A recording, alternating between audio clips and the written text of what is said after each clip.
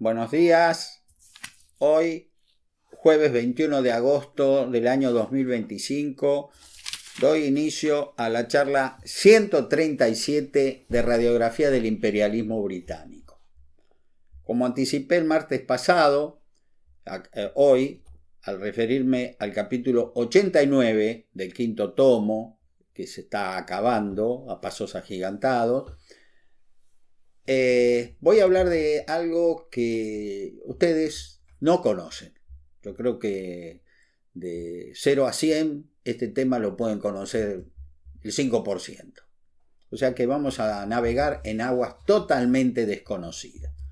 He titulado a este capítulo Coincidencias y desencuentros británicos brasileños en la región del Plata. Y comenzamos con lo que aconteció con el emperador Pedro I. Ustedes recordarán cuando, al inicio de este tomo, hablamos de la guerra contra el Imperio del Brasil. Gran Bretaña, manejando los hilos de ambos contendores, de Brasil y de Argentina, nos llevó a una guerra de casi 3 años de duración, en donde los brasileños fueron derrotados en forma aplastante en tierra y en el agua. Fundamentalmente los combates se dieron en el Río de la Plata y también, acuérdense, de la invasión que quisieron hacer sobre Carmen de Patagones, que hubo 2 intentos, ¿no? Donde fueron derrotados en el glorioso combate del Cerro de la Caballada el 7 de marzo de 1827. Bien, el emperador de Brasil, Pedro I, que les expliqué, le importaban más las mujeres, era un gran mujeriego el hombre, y la música, también fue un gran pianista. Andaba de aquí para allá, la guerra él se la impusieron ambiciosos políticos brasileños, porque él no quería, como sí era el deseo de los británicos, liberar la banda oriental, que ellos habían ocupado a partir de 1820, ¿no es cierto? Con el mariscal Lecor, primero los portugueses y después cuando se independiza Brasil el 7 de septiembre de 1821, eso es nuestro, dijo. Era la provincia cisplatina.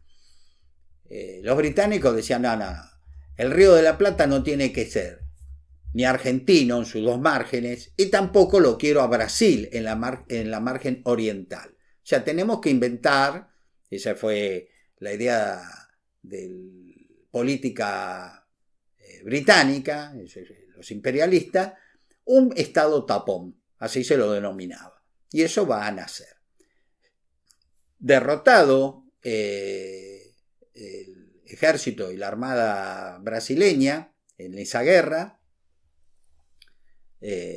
la batalla de Juncal a manos del almirante Guillermo Brown, un hombre extraordinario, y en la batalla de Ituzaingó, el 20 de febrero de 1827, por el accionar de 2 coroneles díscolos, como ya lo expliqué, Juan Galo de la Valle y José María Paz, que desobedecieron al general Alvear y por eso ganamos la batalla.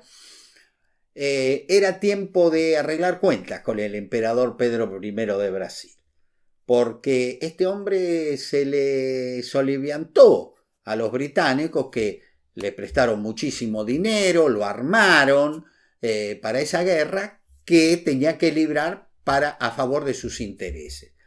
Por eso, cuando este hombre, acuérdense, como ya lo dije, que era muy mujeriego, y aparte un gran músico, fue el autor de la marcha que se captura con tropa del coronel en ese entonces, a las pocas horas va a ser ascendido a general junto a Paz, el coronel Lavalle, la marcha de Ituzaingó, que hoy es la que usa el presidente de la nación.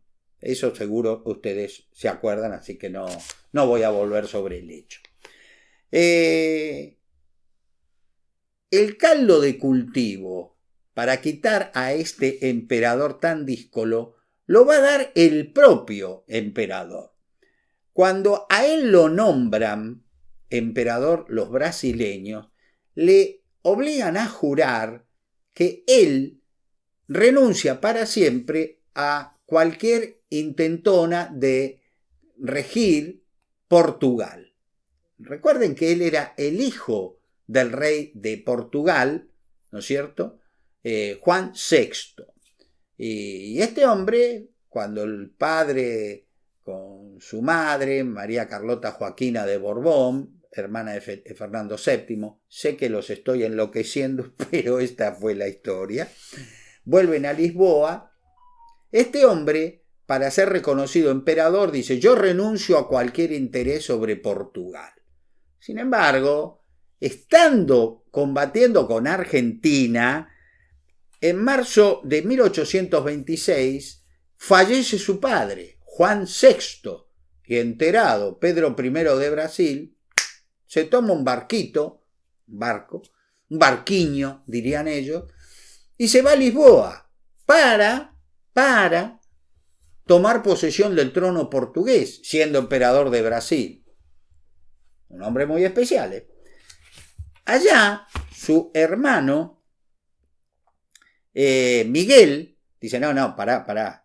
Vos sos el emperador de Brasil, ahora me toca a mí. No, ¿qué te va a tocar a mí? Yo soy el mayor, yo soy el primogénito, yo voy a ser el rey de Portugal. Y se empieza a armar un flor de lío. Brasil combatía contra nosotros y este señor, el emperador de Brasil, estaba en Portugal queriendo ser rey de Portugal. Es verdad, aunque usted no lo crea, diría Ripley. La cuestión que él llega a una transacción diciendo: vos no vas a ser el rey, la reina va a ser mi hija María, pero María tiene 8 años nada más, María de Braganza. Bueno, para evitar que haya más problema en Portugal, vos, Miguel, te vas a casar con tu sobrina María cuando María crezca, más o menos dentro de 10 años. ¿No? Fíjense el trato que tenía esta gente, la locura que tenía esta gente. Hoy nosotros vemos en este mundo tan loco en el que nos toca vivir, que por ejemplo una guerra tan injusta como la librada por Rusia contra Ucrania, que valientemente se está defendiendo con uñas y dientes, y por lo menos gozas de mi absoluta simpatía, ¿no es cierto?, de un país que es el país más grande del mundo, que tiene 12 usos horarios. ¿Para qué queremos un poco más tierra, señor Putin? ¿Para qué la quiere? ¿No le alcanza con lo que tiene? Pero no, estamos ahí. Del otro lado lo tenemos al señor Trump, que también tiene su historia, pero en fin, no me voy a meter. Esto es otro tema. Pero para que vean que siempre en la historia del mundo hubo gente muy especial. La cuestión que, arreglado entre comillas el tema de Portugal, él se desprende de su hija, la deja ahí a la criatura, 8 años, la edad de mi nieto Juan Cruz, para que ella dentro de 10 años se case con su tío Miguel, su hermano, para ser la reina de Portugal. Una cosa de locos. Retorna a Brasil y, concluida la contienda con nuestro país, en la que, como yo ya lo expliqué, ganamos la guerra, perdimos la paz, entre otras cosas por la actitud de verdadero Judas de José Manuel García, que prácticamente nos vendió, porque esa es la realidad. Ya he hablado del tema, no lo voy a volver a repetir porque acá hay que avanzar, no retroceder. A veces vuelvo al pasado nada más para orientar el relato, nada más que para eso. Tuvo que aplicar una economía de guerra luego de que termina la guerra, porque había sido un gastadero de plata impresionante y los intereses británicos que le habían prestado dinero para ir a esa guerra eran leoninos. O sea que este hombre dijo: bueno, que pague el pueblo. Total, él vivía en una irrealidad, vivía como en un harén con diversas mujeres de la nobleza que se le ofrecían. porque verdaderamente este joven monarca verdaderamente era cualquier cosa menos un buen jefe de Estado para Brasil. Cuando se le presentan los documentos al cobro por parte de los británicos, Pedro I entró en pánico, dijo, por Dios, con el ajuste que tengo que hacer acá me van a matar. Y por esa razón, ya que había dejado una hija en Portugal, María, para que se case con su hermano Miguel en 10 años, y dijo, bueno, yo mejor de acá me voy, esto va a explotar mal. Así que el 7 de abril de 1831, Pedro I, un olvidable gobernante, abdicó a favor de su hijo Pedro de Alcántara, de tan solo 6 años. O sea, dejó una hija de 8 para que sea la reina de Portugal y ahora deja un hijo de 6 años, Pedro, como él, Pedro de Alcántara, de 6 años para que sea el nuevo emperador de Brasil. Ese mismo día, partió en una nave británica al exilio, un exilio que él pretendió que fuera dorado, en Lisboa, y al llegar a Portugal tuvo que combatir con su hermano Miguel, que pese a lo que habían firmado pocos años antes, había derrocado a su sobrina y eventual futura esposa, María de Braganza. Él, si bien logra vencer y devuelve el trono a su hija, se habrá pensado, bueno, a través de mi hija yo voy a gobernar Portugal, bla, bla. Pero no pudo hacerlo porque a los pocos meses, en teniendo tan solo 35 años de edad, murió de tuberculosis. Aunque la enfermedad nunca fue muy bien aclarada, el porqué de su deceso, y hay algunos historiadores que dicen que murió de sífilis, que no sería nada extraño dado lo promiscuo que había sido su vida. Con esto desaparece este hombre que fue el primer emperador de Brasil, el hombre que supuestamente le dio la libertad a ese país, y el hombre que pasó sin pena ni gloria por el poder y que hoy no es reconocido bajo ningún concepto como un buen gobernante, porque no lo fue. El segundo punto de este capítulo 89 es el tráfico de esclavos en el Brasil. Entre 1836 y 1837, el número de esclavos importados desde África al Imperio del Brasil pasó de 5.000 a 35.000 seres humanos. Y quiero aclarar bien esta expresión, seres humanos, porque por supuesto lo eran, aunque se los cazaba como animales en África y se los vendía y se los explotaba hasta su muerte como animales en el Imperio de Brasil. Atinadamente, un editorial del diario O Fluminense de Río de Janeiro de 1837 expresó: los nombres de los principales negociantes de esclavos de la ciudad de Río de Janeiro podrían ser fácilmente reunidos, justamente con sus clientes y el nombre de sus navíos. Eran cada vez más ricos.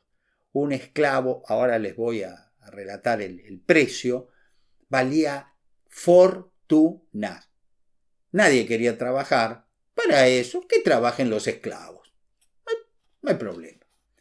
En Estados Unidos de América, en los estados del sur, pasaba lo mismo. En la posesión española de Cuba, Puerto Rico, ocurría lo mismo.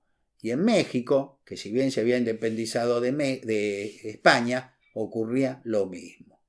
En el único país que, si bien todavía existía la esclavitud, a los esclavos se los trataba humanamente, porque prácticamente eran personal doméstico, ¿no? Y se favorecía la misión de los mismos, o sea, su libertad, era la región era el territorio argentino, ¿no? En el estado de Montevideo también se los trató humanamente. Eso hay que reconocerlo. El repugnante comercio desde África dejaba significativas ganancias y por eso los esclavistas podían pagar jugosos sobornos a las autoridades cuando de vez en cuando decían, bueno, se prohíbe la importación de esclavos. Llegaba uno a un barco con esclavos y bueno, las autoridades miraban para otro lado. Es decir, el viejo hacían la vista gorda porque había mucho dinero en juego. Se va a prohibir, si no legislativamente, por costumbre, la prohibición de traficar esclavos desde África, porque los británicos le dijeron esto tiene que cesar y tiene que cesar y tiene que cesar. Los brasileños le decían sí, va a cesar, pero bueno, por el momento no cesaba. Recordarán que Gran Bretaña en 1808 declaró el fin de la esclavitud en sus dominios y pretendió hacerlo en todo el orbe, cosa que no fue acatada. ¿Y por qué lo hizo? ¿Porque eran buenos? No, acuérdense, la revolución industrial, los esclavos para ellos no servían más, eran el pasado. Las fábricas textiles, fundamentalmente, impulsadas con el vapor, no hacían necesaria que existiera más la esclavitud, ¿no? Entonces ellos querían imponer la venta de su producción textil en todo el orbe, y para eso en todo el mundo tenía que cesar la esclavitud. No lo hicieron por bondad, lo hicieron por negocio. Que eso por favor les quede bien en claro. Bien en claro.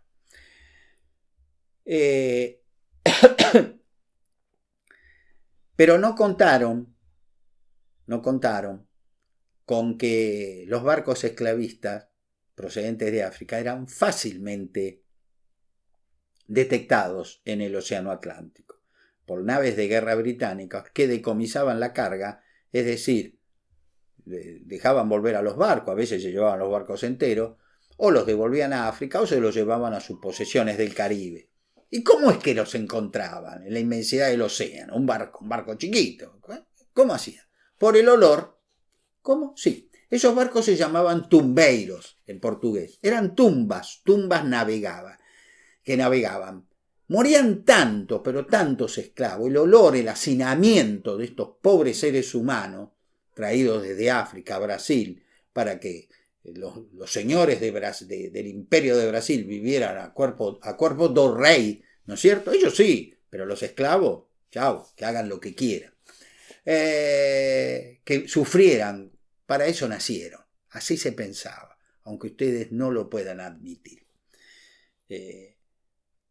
Por el olor de los barcos tumbeiros se los detectaba, porque estando las naves de guerra de la Real Marina Británica patrullando el Atlántico del Sur, de pronto les llegaba el olor de esas tumbas que navegaban, los tumbeiros, y los interceptaban. Por supuesto que muchos lograban pasar, y a veces, seamos honestos, en pleno Océano Atlántico, ¿quién nos mira? El capitán del barco tumbeiro hablaba con el capitán del barco de guerra británico con una hermosa bolsita de monedas de oro entregada. Você puede seguir, le dirían en portugués los ingleses a los capitanes de los tumbeiros. Para demostrarle a los británicos que ellos estaban cumpliendo con algo no escrito, no legalmente aceptado, que era no seguir trayendo esclavos desde Brasil, estos funcionarios del Imperio del Brasil, que eran muy corruptos, tenían, cuando llegaba un barco británico al puerto para reabastecerse de agua, de comida, por supuesto, les daban el soborno que correspondía. Le dicen, mire, yo estoy esperando, dentro de poco van a venir 10 barcos, 10 tumbeiros. Bueno, ¿por dónde viene? Más o menos por acá. Bueno, yo voy a navegar a 50 millas al sur o a 50 millas al norte. O sea, echa la ley, echa la trampa. Entre piratas por supuesto que nos vamos a entender. El método ilegal funcionaba porque la ganancia era extraordinaria. Ustedes fíjense, un esclavo adquirido, o sea, comprado por los brasileños en las costas de África, les costaba 6 libras esterlinas.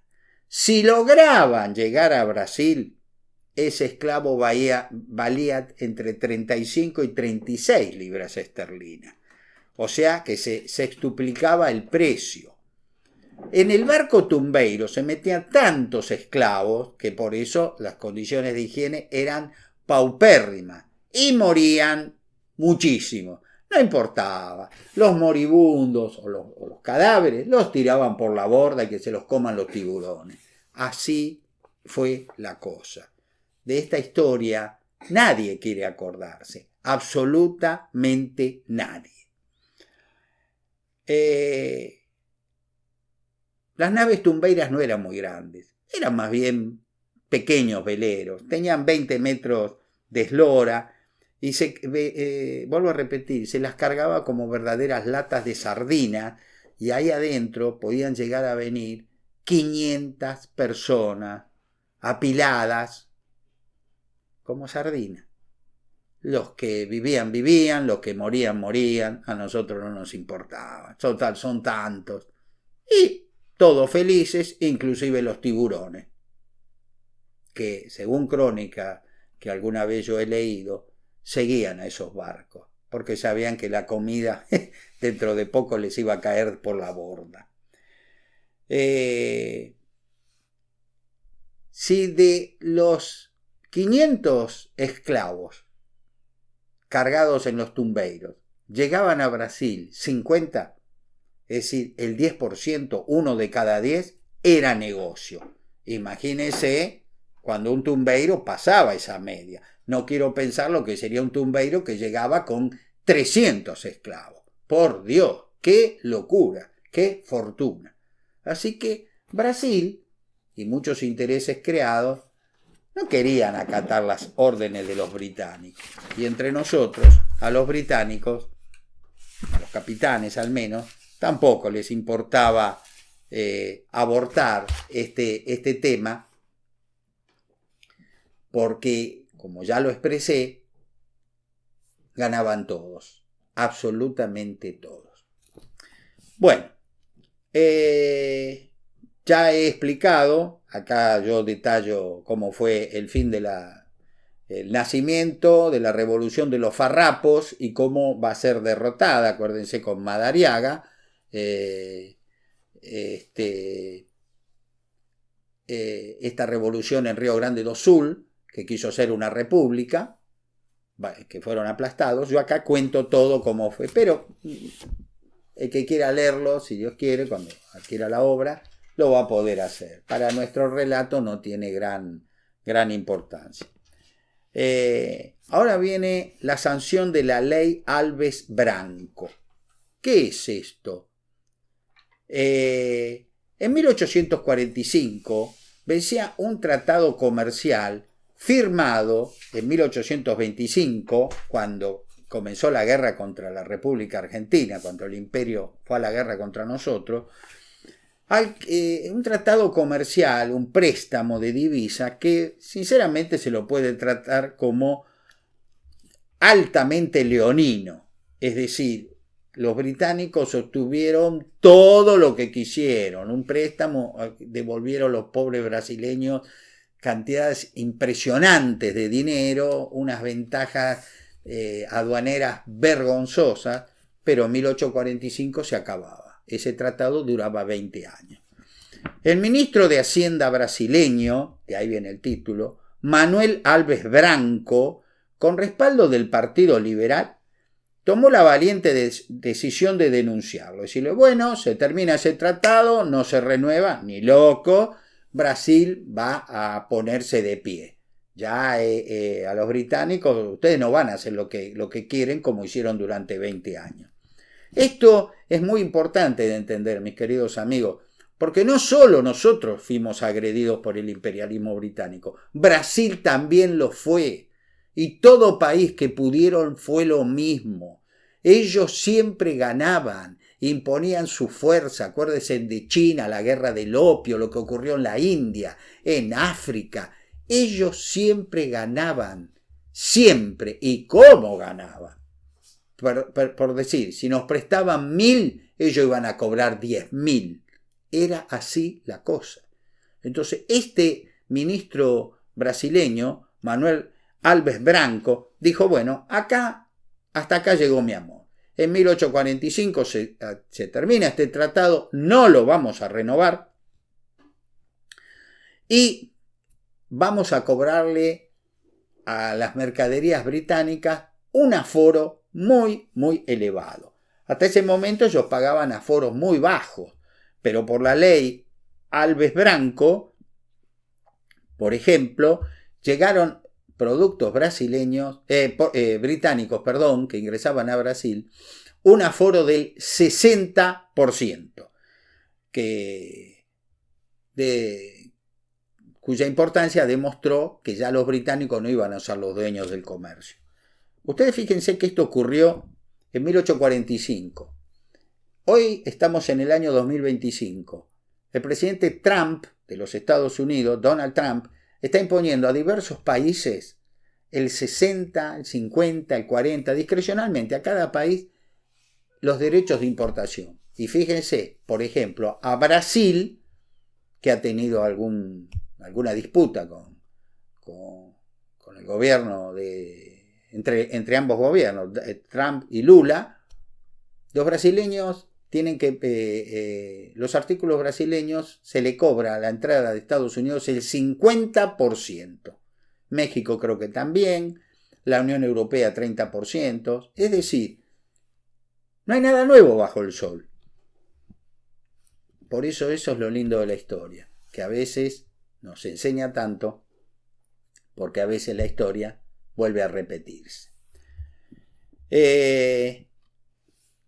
Al detenerse la entrada de estos productos británicos, que entraban, como diría el viejo dicho criollo, como Pancho por su casa, esto va a hacer que comience una industrialización brasileña. Porque la gente seguía necesitando de esos productos, por ejemplo, de telas, de barcos, de herramientas para los campos, de armamento, porque al cobrársele semejante aforo, ya una camisa hecha en Birmingham, en Manchester, ya no salía 1 libra, ya salía mucho más, el 60% más, una libra 60, una libra 600, ¿no es cierto? Era mucho la diferencia. Entonces Brasil de a poquito va a aprovechar para industrializarse.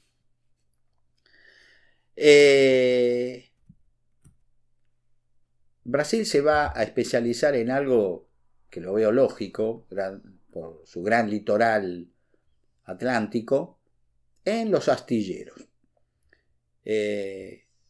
En 1856, en un astillero muy importante de la empresa Punta de Arena,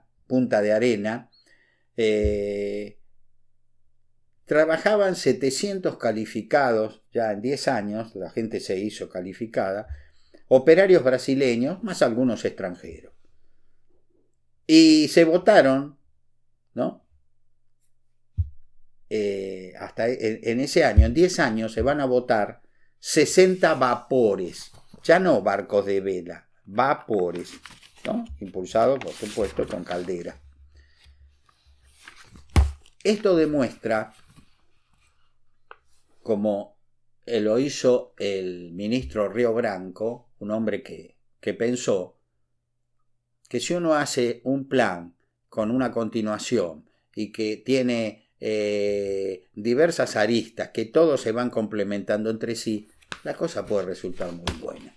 Era muy cómodo esperar que todo nos viniera de Gran Bretaña, ¿no? Total, Ahora ya no viene todo de Gran Bretaña porque no le dan los costos. Entonces lo empezamos a fabricar nosotros. Dijeron los brasileños y lo fabricaron bien. Las telas, por ejemplo, surgieron talleres textiles por todos lados, especialmente para Brasil, que usa fundamentalmente en su ropa el algodón.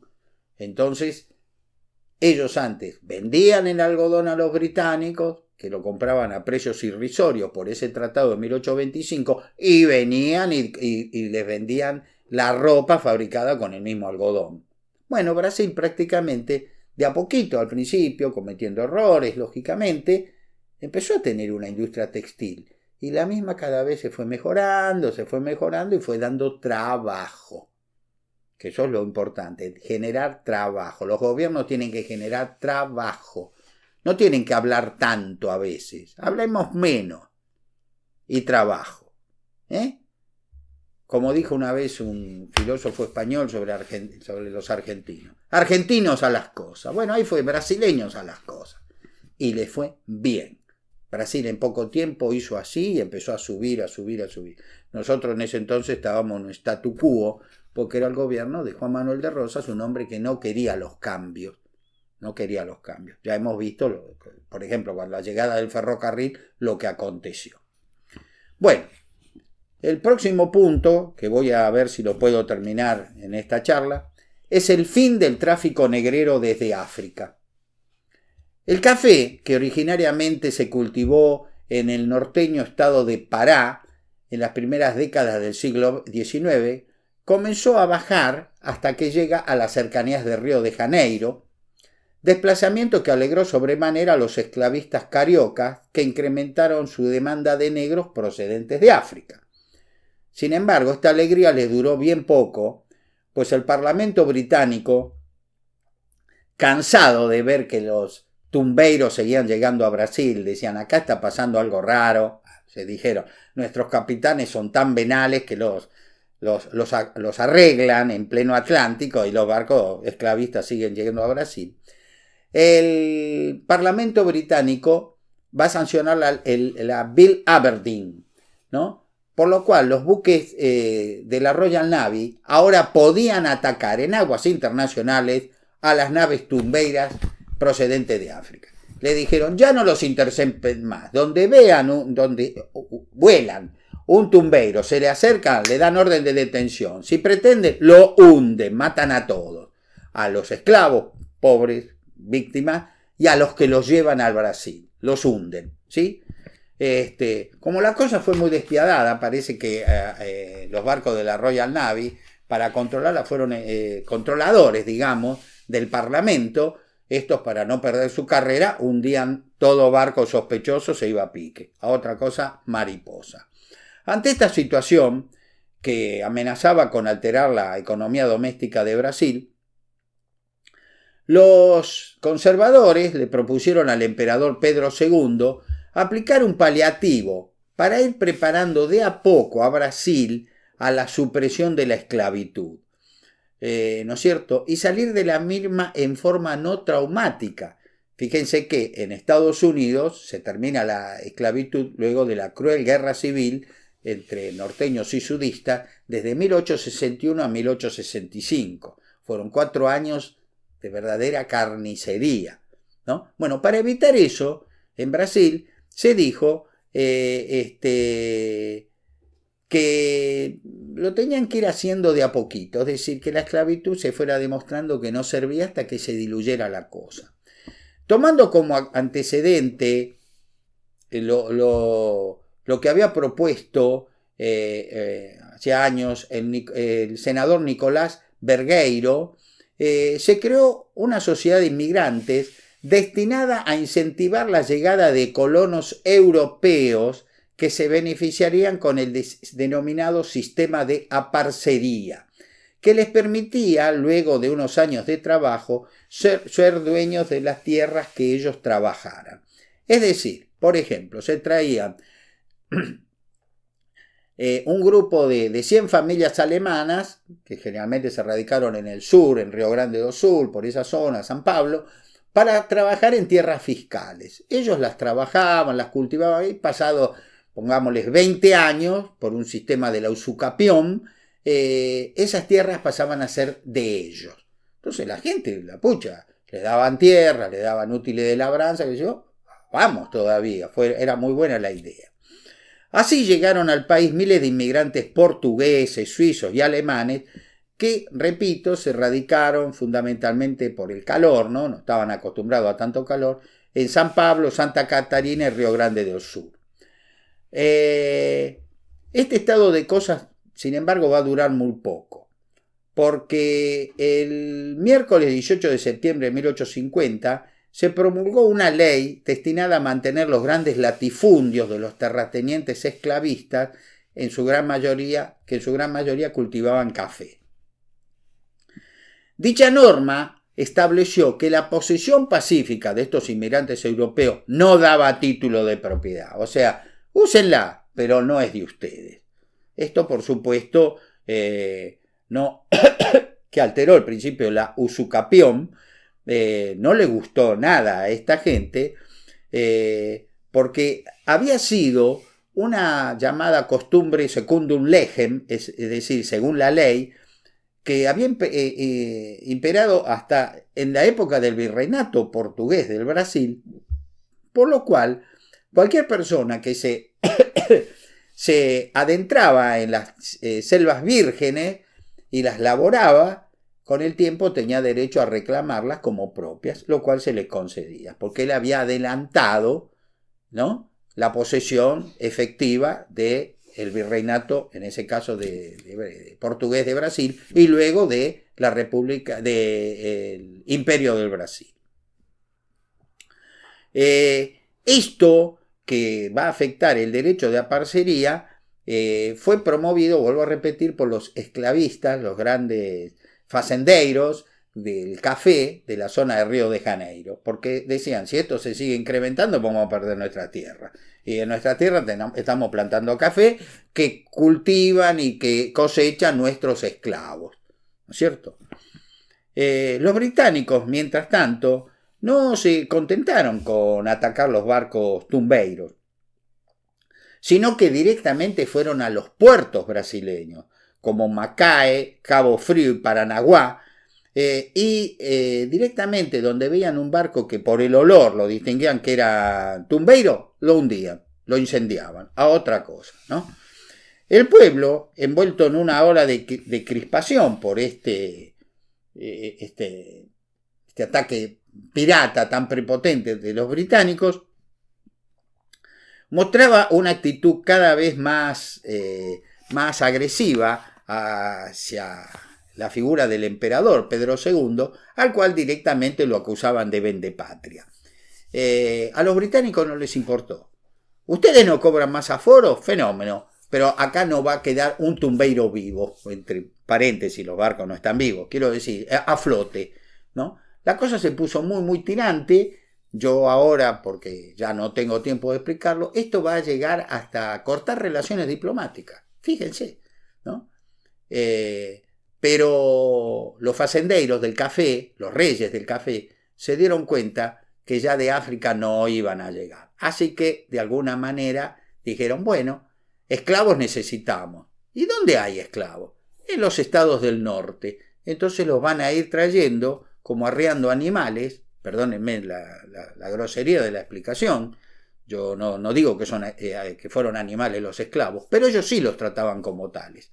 Entonces esos pobres seres humanos fueron arreados, fueron traídos desde el norte hacia la zona de Río de Janeiro y San Pablo, donde se los necesitaba sí o sí para hacer mantener el imperio del café. Pero todo eso, los británicos, con una cínica sonrisa, ya le tenían la respuesta para darle a los brasileños, como diciendo, el viejo dicho, Inglaterra o Gran Bretaña puede perder una batalla, pero no la guerra. Brasil ya había ganado una batalla al derogar el tratado de 1825-1845, no al derogarlo, al no renovarlo. Nosotros nos vamos a cobrar con creces esa jugadita de ustedes. ¿Y cómo se las cobraron? Mis queridos amigos, los espero el martes que viene, como siempre, con una gran alegría y ustedes van a ver, lamentablemente, cómo los británicos volvieron a ganar, aunque por poco tiempo, en el Brasil. Muchas gracias por su atención. Muy buenas tardes.